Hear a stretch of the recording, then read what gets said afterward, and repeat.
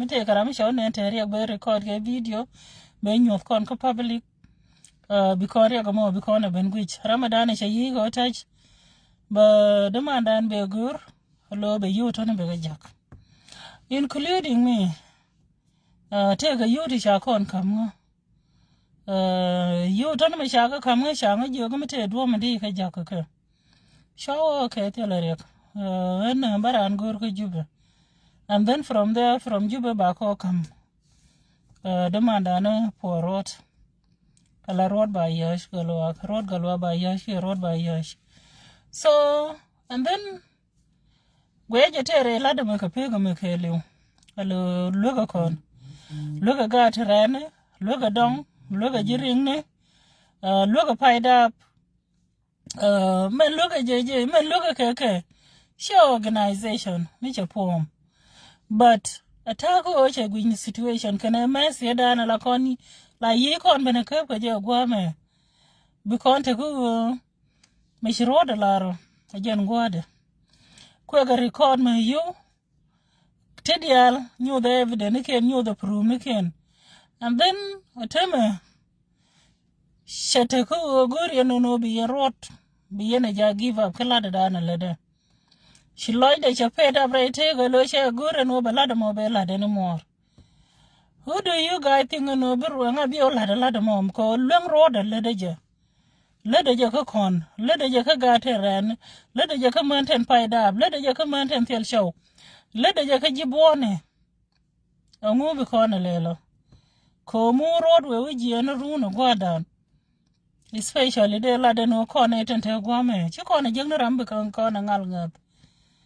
Ngay ne chatwa ka ne kwet ka ne ya gwa me kala ola tuli ka ken yu pi abaga kamji iyo bi jien ka yuku bigo ja ka yuku gwa da na tuli ka sin kare unless me ken che du ken ben ka dong agor ka pe da yu to ne biga ja ka tedu alo biga ja ka yu ko ne cha contribute mostly when me ja ka yu me ta ka yu ja ka yu ka. But me should walk over don't go to emergency, go down back up, jog down me, hi, yang. No down back up, jog down me. Bangulel, baga jack, make a UT 500, hello, let's say, make a 500. Down there, the witty and then nangs in there, Jackson. Down bushum, me 200, me tell wit. Where you, my lad, road, she land me jack. Road, let the land me go. Mugu yene no good, be a road be a disappoint. Shagua, Bacona fag along. Ancient a guamo, but again the same situation at an in Conaja road in a category Calamo. Mugu, me take a condition, no what road in. Kaishan and none. They to Marietta. Corun, where your polarun road. Bagad kong bega fag ran tell a wig at Angela Kakarun wang by G and Bakir Quadaman tessin. Busy schedule lamentation by G and Baron Wicker time. Co didi, co bego with young I shoot you, and I need care bother. Amanda on the uncle Kun Jugger, Amanda on the uncle look jugger. Me, a la rene. Ungun, alone, Misha Gaka, Jitala Messikaran. Right here, no well. Tar Edwell Codino, Guara Edwell Cod, Medan, Ninka the alternate Edwell Cod. A dong de lare no, gua taught a mema guaca, no gua me. De lare no tired and a chappy Edwell Coscaja. But take a tickong, Tishan one moderation will code. Call a lady yellow yak. La lady yellow yip. Call me Jiramanu yak, a low, she what a shit me yak. Mita guama kataka long, shira and a shit me yak. Boomer long and no de ran pelica come jam ladder. Cheramin yet, caramel and mishra the Lord high sister yakim. To turn a la jen tolerate. Shadow in bulk problem, rudeme. Ko la ngaja goy look and no malwaka and ramishuch. La jaga most of us don't ramishu with the rich. You and Medala will go back on, but now look, they're lying and shut a refugee. Shut a refugee, and shut a low, make she tongue dark. de la rishine shabene refugee kami shale kidipo meishi kidipo shadak shawa refugee kami shale entebi meishi nela daka entebi shabene refugee kami shale lavoni shaben ben kani kush shala jien shawa refugee ka kakuma gweje agwamo metatin shalwang na tele bom UN ajene la kwang ne support ka jede bilare no majority of us mitheli long alo UN could depend on UN mishi kola to kalwang milet ko ne keje ate karamene ko ne no mishuch kado ko ne logo no mishi ko ne ne lo de ko riek de ko ne kamrarsen shi ko nda yi na rodanten thank you shi ko nda yi na ramelen maga lo de ko ne wanga ngar lo bi ko ne le gije lo chiete ga mele on the other side of the hand teleja road le de lade longa je long de lare no road longa lade long but she kon agure no ramadan len mago no de kon palado mo lo de that de lat kene toni la gwe ke je dong te ga mi dong mi jegra na sin tele je jegra na cho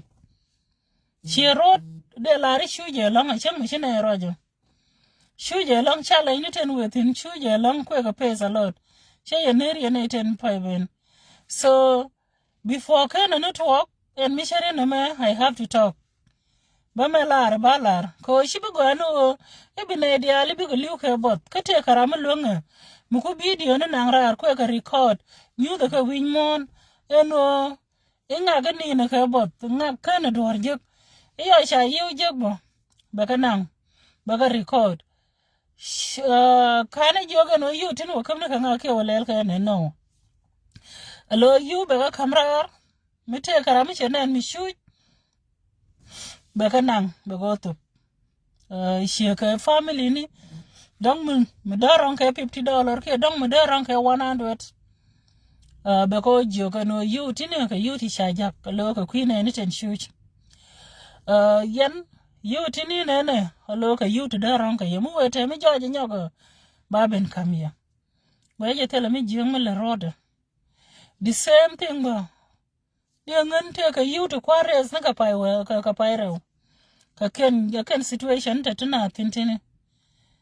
me sha jo ba yu tin ba ka jak shawo sha jo yu tin ka yu ga tan rene sho nga jo ga kelip adnan di ranga mani me sha nga jo ga di shi ga je ni shi ga rol bu ni sha ka len mi no mo time ben ko bi ga sho lo ba ka jak yu ken ko sha ga no yu to tol ka ne kere bran ka ben taw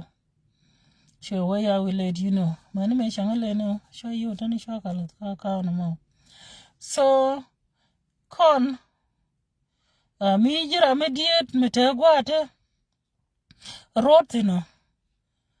Mino gene pujo no bi rot ba ngud kwe continue lada kel ka ne ko ni chu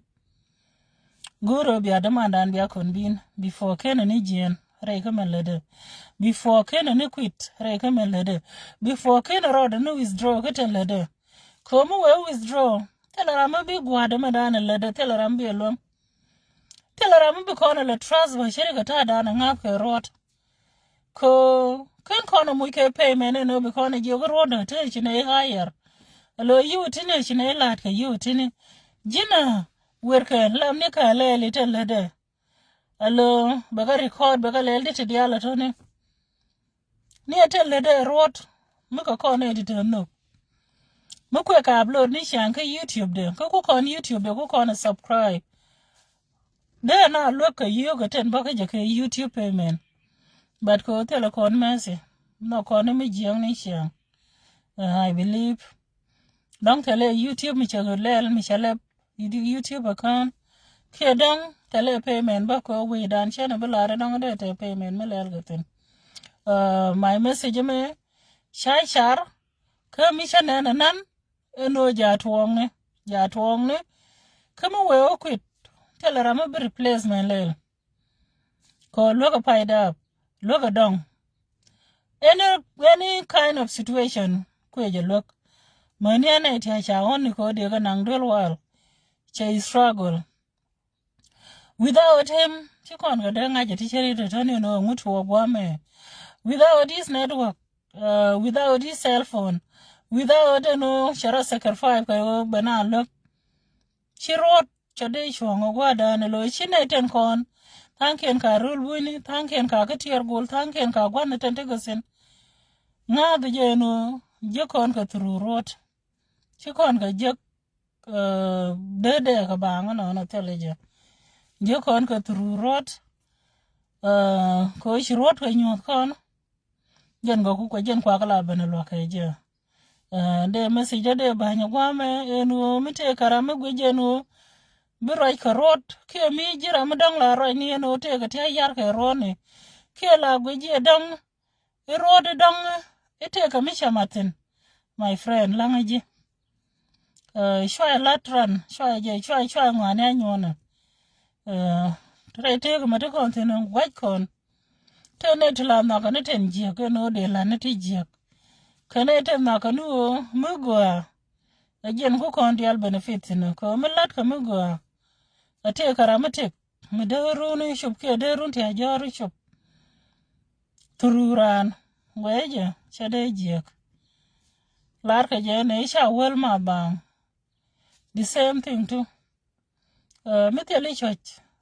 shiro chade ben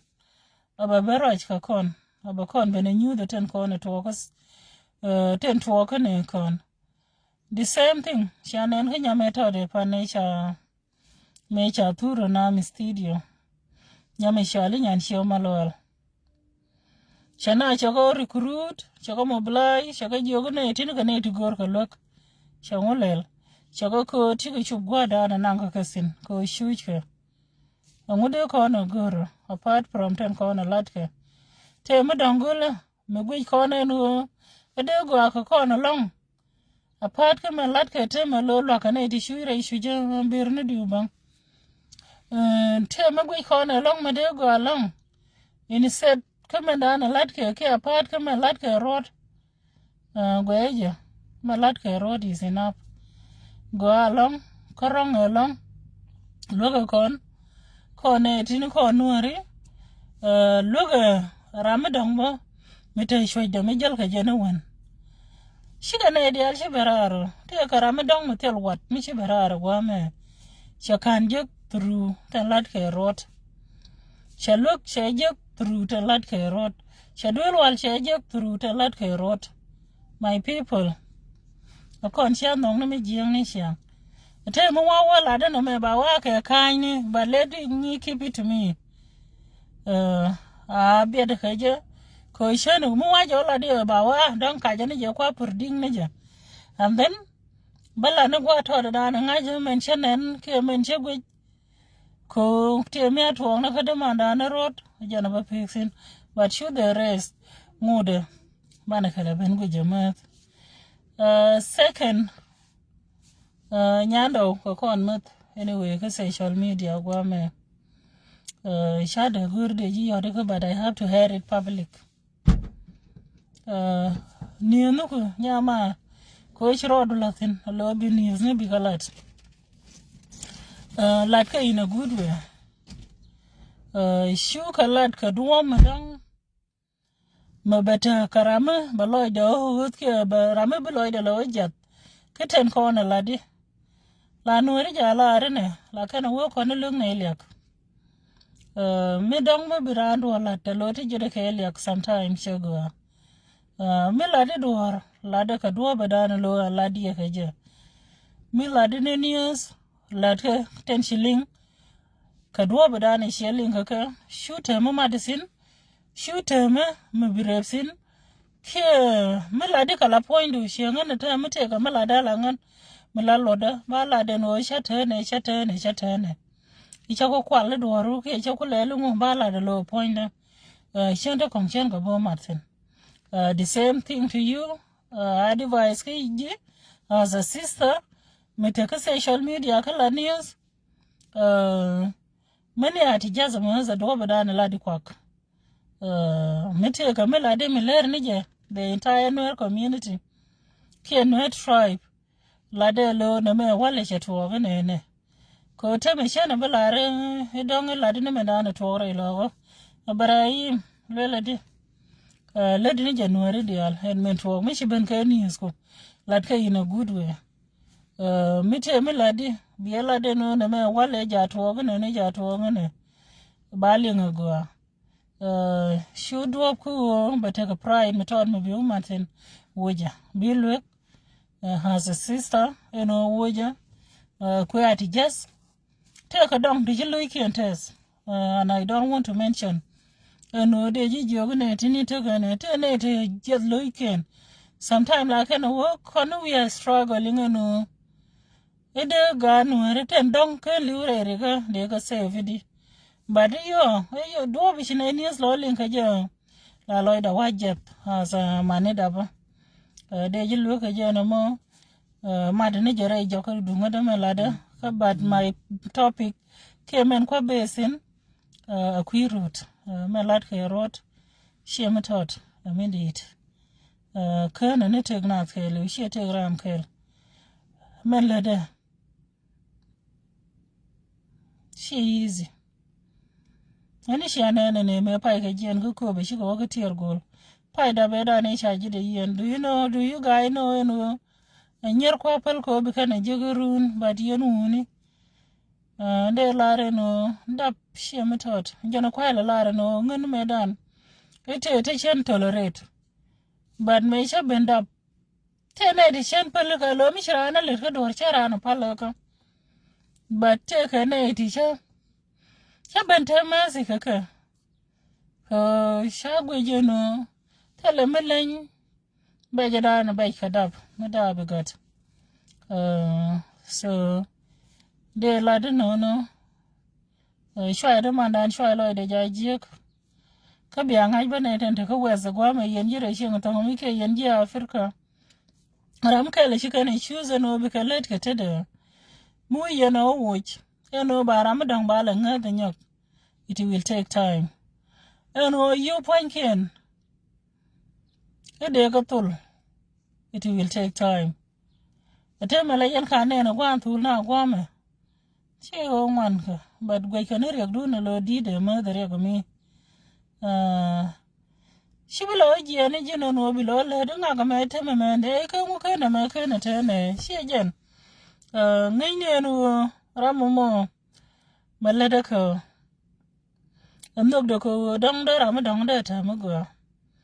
andok do ko de ramu dong mo de ta mal andok do ko de gwan bon ke ramu sha mu ka bot da wel de jek jen ko struggle ka jano ko wur ko bina ideal biga tek na idealata ten shi kare kore ten shi bot je wur ba ko dong mete ka tisha jingun ko sometime to ka gwa me yu la ka ajana kula ta example la da ne yu te shi ne ga tol te waka ga ta ra ne shi ka lo no ga ta ra ne ten ta ma ne ke na the same thing ba kara ma to biyu ka ba dong ba rod yo to ba we yu tini aka waka ngak aka waka gwan jot ke aka waka gwan bar shabar aka waka gwan bot aka waka paidap aka waka ramadan sha shaw da nak titani jian ka ne gwa tini shi road la waka calculator shi road ya ka waka calculator wide ba wa yu tini ba ga da kana no ani o mi sha jo yu tini wa kam ka gwan bot bene ko ni shui ke bot ba ko gwich anga so jana shagore no babelat before ken network ko naga jo ken ten chi jian ko be ten chi put ka tier gol is better ko be ga taka kwan mi sham kana instead ko ba ka ya ke bot ka shang man chi you look shawa ngo de shana belari lo ngudi de long ko shana ne no te do me dong me shuba be shuba tong mi tayin ba shi runu te kon te la ka pe tayin ne le lar me dana kwala de ne me te ne ka kuma ke me te ne ka da daf tayin marang me sha ka tuk pa bala ka 115 la nanga time di dong de ta na de ya kwa ba bro lo ko men gur de ro du ko sabun tin de ro du ko bitin Liro do ko mulaba mi shela guru ga radas. No, ani wo men shi benetema. Shine kon ten jiro di en chola ka ji wi ten wangwa ka titken. Aken kala wangu ba bukan tanken bukan go nang. De la de teme shi ka ku me shi ta ye wel.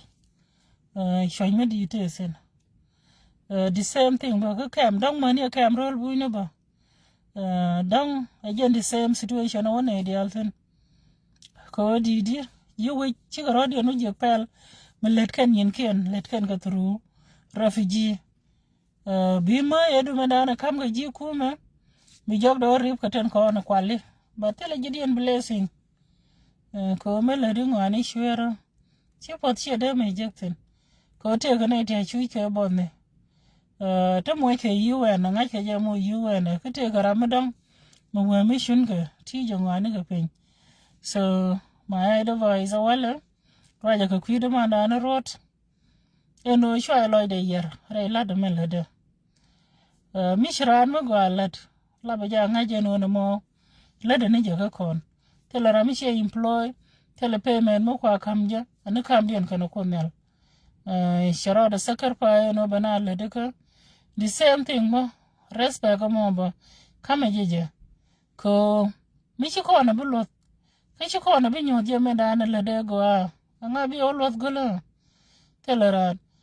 apio birne di yini ke wi wil de gina cha no ni kana ko ni maraman a chara ko tunu to no jana gora balat my message ape go gwamo I'm done from here mi jira madang mi chi wudu gwai kamala de yo mu ye ben be direct to me mo je video langan chi nyanda o chalwek mu ye ben yo te mu lugre ri ni ko ber ka ngai direct ke mu video do lo je langan be kon shula de la kon ji nyong do mite karama logo men chalat ka kwide manda na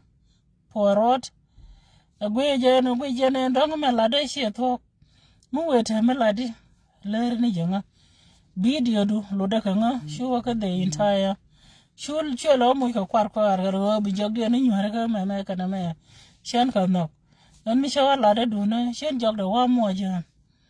ti dia le ba ko kwere ka no la pe ka po ina me da na lade she me sha jogan wale no baro sene dun root shalat ka mi shanen she jojo go cha observe go no betwork so before ken network charo da to eno na me ba yigriatin ramu bi ola re ka mu shi no fin ba la je no again the same situation at la ne the same local ka rodo to mi again gada metene guru lo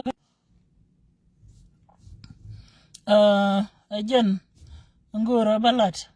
shikona ne na ga shatwa ka nyabana me to de dan last year enyo shikona ne ka ma ji chade to ko wonor badun wonor shine wakatsin kana go la kaja shinga la kaja ko la ngala ga bangariya la kaja yo ba loy da root broda ngajoga please take it easy misha da waga ga na bro da ngaje go no shejen shwele le no palele ngani she no ko ko na la ba je go la yana na en baga ko ba misha lo misha gwa ko wi da baga misha nga be luk sini yo ba cool down ko ngai je time sin ko bi lo du je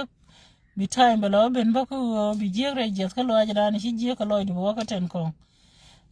jena la da no mo ko root shwa lo root shwa je yer telara mishe hayere no bana lok share jen mishe share no ba kon kamra re gono mo ba paida kon ba lok brand kon ba lok be jow lo jene messenger mu bi je bana ler ne ta nanan eno ito kon kana ti shuch ka yo ba sha ga jabba again the same thing ba ko to pla wege shane ne ka demanda ne sha je ka yo badi yute paito mishaga jaka Green Island dia une je no jaga kaka instead of Nebraska gweje chako la ne ka guardian ka nguda ba mite karama no ga pujo no demandan changman chi economic che jiek mun no kono no ba gwi de kon men let kono de kono la te kwide Ching jagra ne $5. Me she corner well chana $5 ko le de ka 100. De wang de oret de gwich ko sha wongan emu wa ko kwa la golo tik de lo la dia baba ne ran pe Ramadan bot jemen te niam de ko sha gwije go. Te tane kana gur kon ke shi kon gur to lo ko kon jok. La la arje no mi jeng ni shang te le benefit. La la arje nan te le jealousy. La na kana me go. Ko me go mo we go ka ji. Sha go de cha ku tung na no ready. Me go ka nga cha ku tung a ji go. Me we ran kan da ready go bo. Ejen go de no mo ko mi sha go shiran de lo go da ne tra re chi de tin. Kon sha gu nu ra mo me le de no mo te go do me dong me te sin. Sha go work on will court 24/7. Pal kon kam ni kon ko konel. But ngode la kon wa che ji o la te ko la koro dan wa bil ke lo bra lo wa nga ke chana me de le ne she de le ne me go je no sharon ka je ra mo me le je le la won she me sha won ne te wo ke nyama tot ko ke Emmanuel nyama tot dan bode di de long but cha ben nong ni cha go no go ne yo ne ka point ka di ne point ko point me tege de villion de kalat you te kon bon kan kana ka random people te chi share no ba nyama to look but you to de chi go ben joy ma man no man te go muti di alto ni chi go ben joy ko me dan wa tele man so kon chia pet ka melat ka chi go ne de aram kwa keno jin point mi jogo ro du rong nyen ko god me tisin Ramadan shuja mo de guru look kane na ne tini ko shi ko na ngai doran tele mo go ameta sin chala the minister of health shawo shi mara ko ne tan ta ko kuma shawo tan je kon ga ku kuma de kon ga ku kap angule le la je no bia nyin shan bia ka lo wo tini ken mi te kara mi shi wo lok ne tan ko ne shuj shi yan ga dele la wo jan ba kule shat kana me min le rot la da me go shwa le guru bi aloy de yar ki bi ala moy ne je lo shwa le guru bi jirar gwa me bi go ben give up kalet kene ko la rana tim no roda dore mi shi 20 du jek bi etop shi 30 du jek bi etop shi 40 du jek bi etop ko guru wodi ramyan in ke bon bo ta kwen mi shame ramya te bonne bo te wel mi jaga ti dial tane kan let kon ke ni me dan before ke no wa long no me chanyi di jok te ne di se jok ko na dung lung ko na de la mo na ke war ken ga di kon de la gor ke war no kon yu lo tul mu ko war ten pal ko ten chere ga ni na America tene she waya go puch bajani mode ken mi shakele ka mi shiri kon to go gwa kan mi wari ga me yiri ngang ne to lo ka yu bena tinu nyur to duelen bi kan yu to liyo ba community ko go ba ga kam yu tane ngwe je shi mi jiek kai shi ngo shi ngai ngwane but lo ga me ko na fa garon me de tek dande ben yar kada ne kon de ga shuj rana kon shagwano don rana ten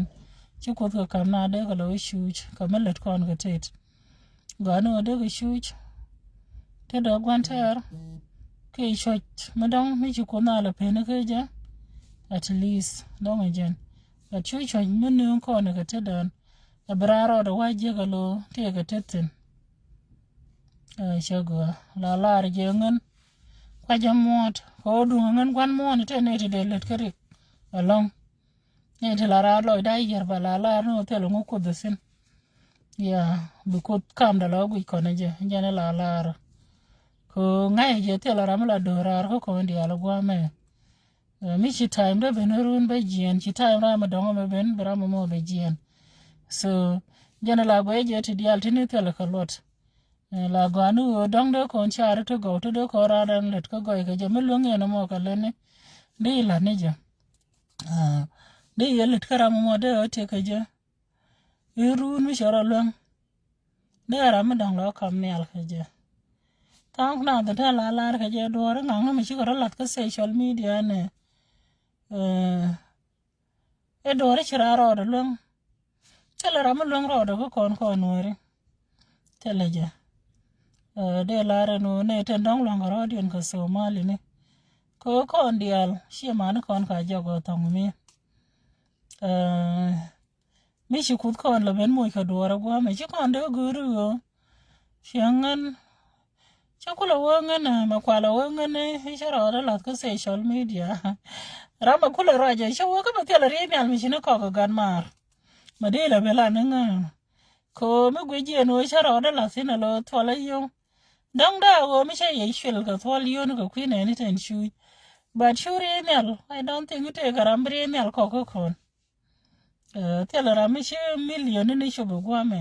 unless mi she la de no shi bu mo jongwi dong a chang chu mo jongwi ba mu de dong de yo na burun ba bai ni ka penya gwamo dong belo la ti la rama dong ka mu de la dong no belo ti la rama dong ka shi ga nu rama shu jo de ite de ya mu mi tot mi belo sham rwaine ka bi ka pe ga no jogara sharo jalam but shall do it take 2 days to 3 days go ro de right in but can't time can jack la nyora ba tem ba ka ko no piti lele te mu no ko ne pire tega ka ne ko ter ko ne ter ma ter ko ne jaba ko me la ko na gwi jo no ramadan ko le ka mu ga ko ne lo gwi lo e jala kwan problem da na le ko ne le gwi jo no de ko ne to arpen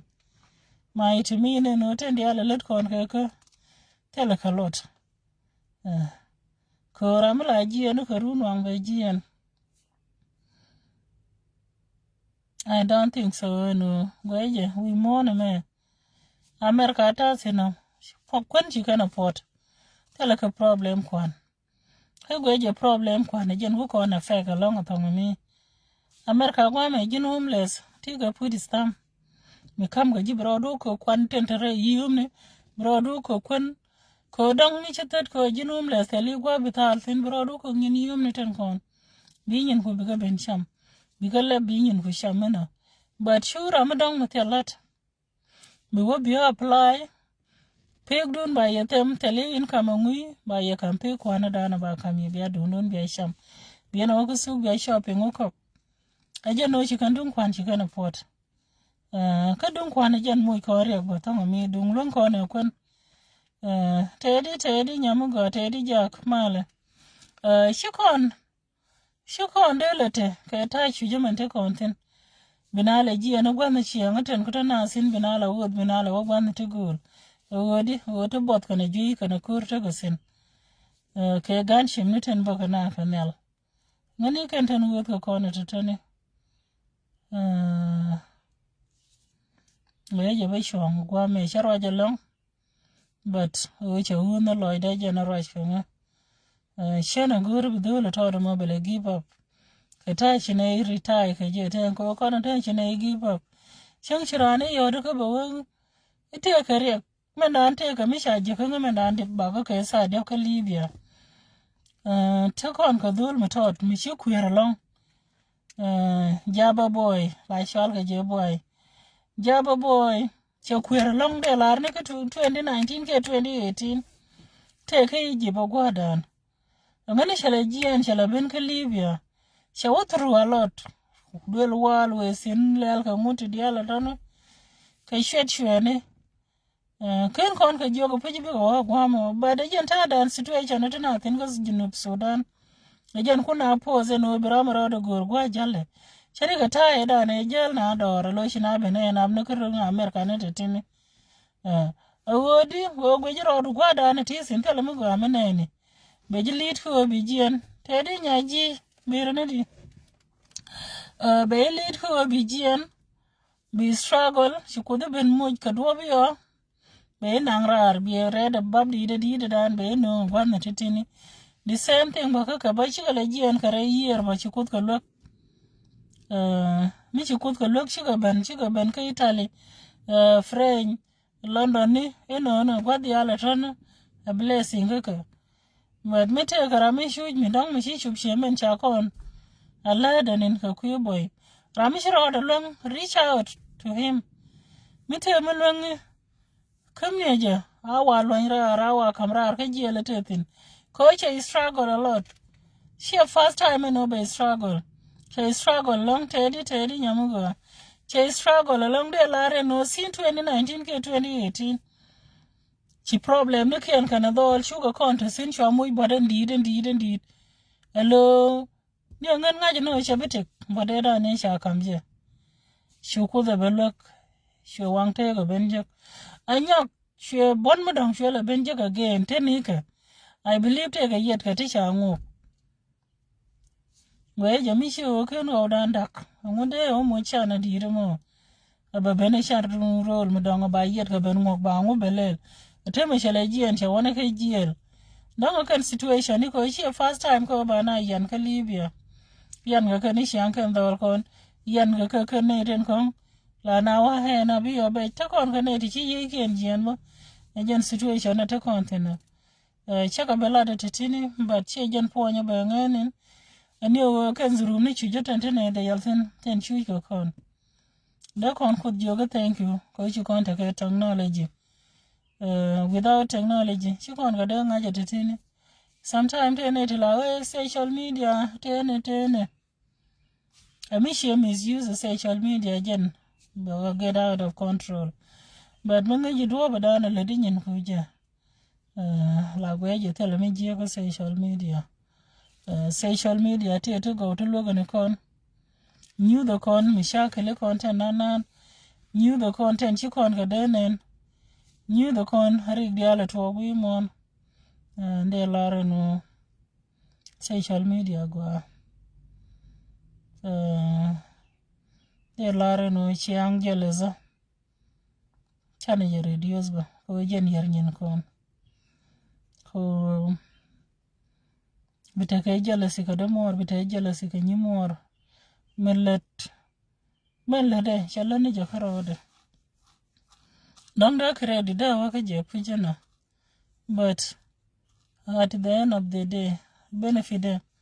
ni jaga ramadan te long ramatel bom jen bi benefit jaga kwale kwich tala tana da fiel ga je la maga je long enu mite me de kon kamra rere ga la maga je nu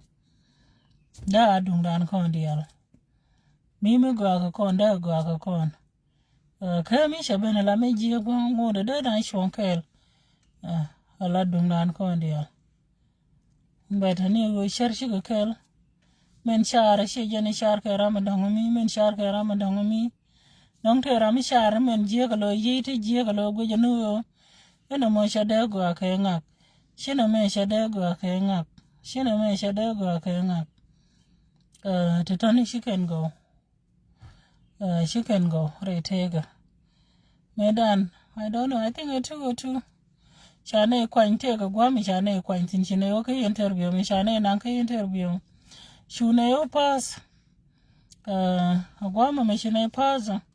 changa jogo ba nan ka workshop chaga teach yukango shwalara chaga jogo okay go shwabit benda shwa my uncle shachol ha jogo uncle na me chen betasen changa jogo yungo cha jogo thank you nyakadu gwal again hello cha jogo chen betasen no mo changa jogo yungo cha jogo men char no men buto kanyam ko irun mo dongra mo je shabu go ina kam den kana UN ba go ina cha jogo chen betasen changa jogo talk cha jogo ya 100% chedol shol kana dia na bendol Shalar Shala de Josh Ocean Kalamugurton. Many me Shukan will go out a little. Nature settlement when Shukan won a Tesha Quanilo billet. My uncle was one of them. Let her take a you. Like you could you call a good go ratio rubber. My Jogo Berka Moja do not come near peg them at all. So a janitor sin, show more jack, sure and show with me jack. Look with you no more share belong. Just lara no shana belong. But look with you no bo. A she wish to a lot tell you concern no more, can't tell you connection, Gaja. We're do mat. I show good of me deed. When long way kelly, who came the way jago, kelly will be a year. Jeram kel corada. Jeram kel. Show dung anything in one show yar lo jin corado. Ago akane tone. Alo me jigoroda lo bejirulon ke bejalo pen jishiang no mo. Guru road guam below sin a lobby shian below go sin a guamo. Kona me go akane tine. Show jelel guru no be a year. No men go akane tone, sure year. My people.